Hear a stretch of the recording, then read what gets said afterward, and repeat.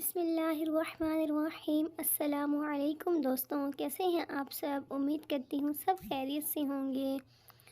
دوستوں، آج کی دعا بہت خاص ہے ہم سب کے لیے۔ دوستوں، میں اللہ سے دعا کرتی ہوں کہ اللہ پاک ہم سب کو اپنے گھر کی زیارت نصیب فرمائے۔ اس نیک ماہ رمضان مبارک کے صدقے اللہ پاک ہمیں اپنی زندگی میں ایک بار مکہ مدینہ کی حاضری ضرور نصیب فرمائے۔ آمین ثم آمین۔ دوستوں، آپ سب بھی یہ دعا سنیں تو ضرور کامنٹ باکس میں ایک بار آمین ضرور لکھیے گا۔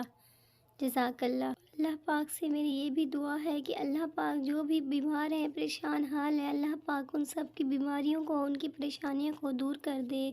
آمین۔ دوستوں، آج کی میری ویڈیو زکوٰۃ کے حوالے سے ہے۔ آپ کو زکوٰۃ کی مکمل تفصیل بیان کروں گی۔ آپ میری ویڈیو کو پورا واچ کیا کریں اور کامنٹ باکس میں اپنی رائے کا بھی ضرور اظہار کیا کریں۔ اگر آپ سب میں سے کوئی میرے چینل پہ نیو ہے تو کائنڈلی میرے چینل کو سبسکرائب کر کے بیل آئیکن کو دبا کر نوٹیفیکیشن کو آل پر کر دیں تاکہ میری ساری ویڈیوز کا نوٹیفیکیشن جلد از جلد آپ تک پہنچ سکے۔ دوستوں، زکوٰۃ اسلام کا بنیادی رکن ہے۔ رسول پاک صلی اللہ علیہ وآلہ وسلم کا فرمان پاک ہے، اسلام کی بنیاد 5 باتوں پر ہے۔ اس بات کی گواہی دینا کہ اللہ پاک کے سوا کوئی معبود نہیں اور محمد صلی اللہ علیہ وآلہ وسلم اس کے رسول ہیں، نماز قائم کرنا، زکوٰۃ ادا کرنا، حج کرنا اور رمضان کے روزے رکھنا۔ زکوٰۃ کی اہمیت کا اندازہ اس بات سے لگایا جا سکتا ہے کہ قرآن حکیم میں نماز اور زکوٰۃ کا ایک ساتھ 32 مرتبہ ذکر آیا ہے۔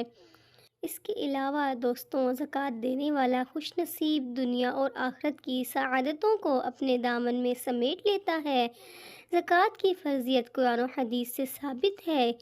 اللہ پاک قرآن کریم میں ارشاد فرماتا ہے، ترجمہ: اور نماز قائم رکھو اور زکوٰۃ دو۔ نماز کے بعد زکوٰۃ ہی کا درجہ ہے۔ قرآن کریم میں ایمان کے بعد نماز اور اس کے ساتھ ہی جا بجا زکوٰۃ کا ذکر کیا گیا ہے۔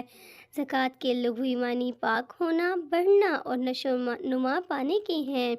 یہ مالی عبادت ہے۔ یہ محض ناداروں کی کفالت اور دولت کی تقسیم کا ایک موزوں ترین عمل ہی نہیں بلکہ ایسی عبادت ہے جو قلب اور روح کا میل کچیل بھی صاف کرتی ہے، انسان کو اللہ کا مخلص بندہ بناتی ہے۔ نیز زکوٰۃ اللہ کی عطا کی ہوئی بے حساب نعمتوں کے اعتراف اور اس کا شکر بجا لانے کا بہترین ذریعہ ہے۔ سبحان اللہ۔ دوستوں، ارشاد باری تعالیٰ ہے، ترجمہ: اگر قرض دو اللہ کو اچھی طرح قرض دینا، وہ 2 گنا کرے تم کو اور تم کو بخشے۔ اس کے مقابلے میں جو لوگ زکوٰۃ ادا نہیں کرتے ان کے لیے اللہ کا ارشاد ہے، ترجمہ: جو لوگ مال جمع رکھتے ہیں، سونا اور چاندی، اور اس کو خرچ نہیں کرتے اللہ کی راہ میں، سو ان کو خوشخبری سنا دیں عذاب دردناک کی۔ استغفر اللہ۔ دوستوں، قرآن کریم میں زکوٰۃ ادا نہ کرنے والوں کے لیے سخت عذاب کی وعید سنائی گئی ہے۔ زکوٰۃ ادا نہ کرنے والا کافر ہے۔ زکوٰۃ ادا نہ کرنے والے کو قیامت کے دن سخت عذاب دیا جائے گا۔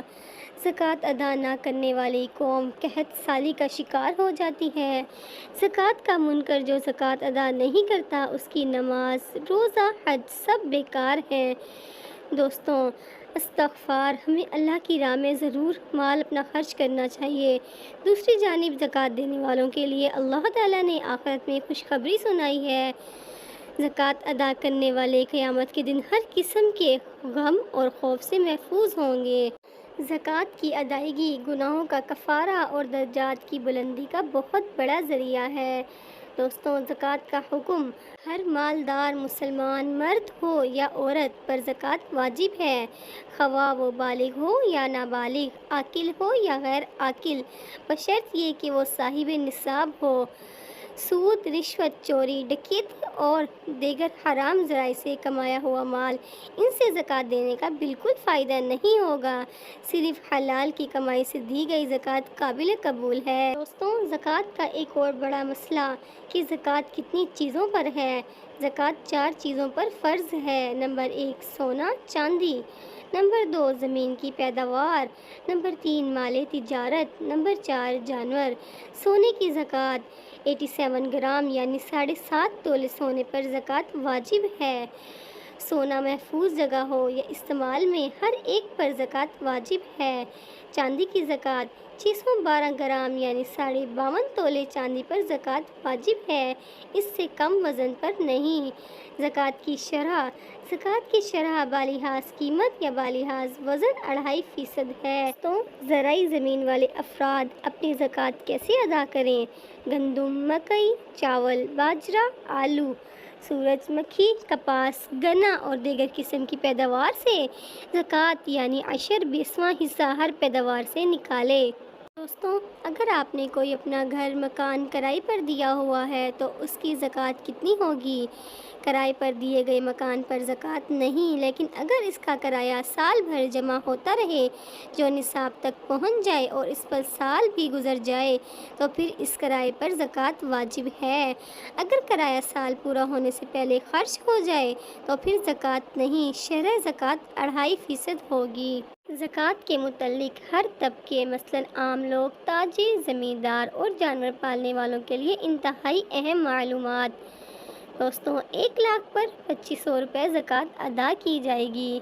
इस तरह 2 लाख पर 5000, 3 लाख पर 7500 यानी कि 2.5% हमें ज़कात अदा करनी है अपने सामान, अपने माल, अपने पैसे की। अगर कुछ सोना है, कुछ चांदी है, कुछ नकद रुपया है या कुछ माली तिजारत है, इनको मिलाकर देखा जाए तो 52.5 तोले चांदी की मालियत बनती है।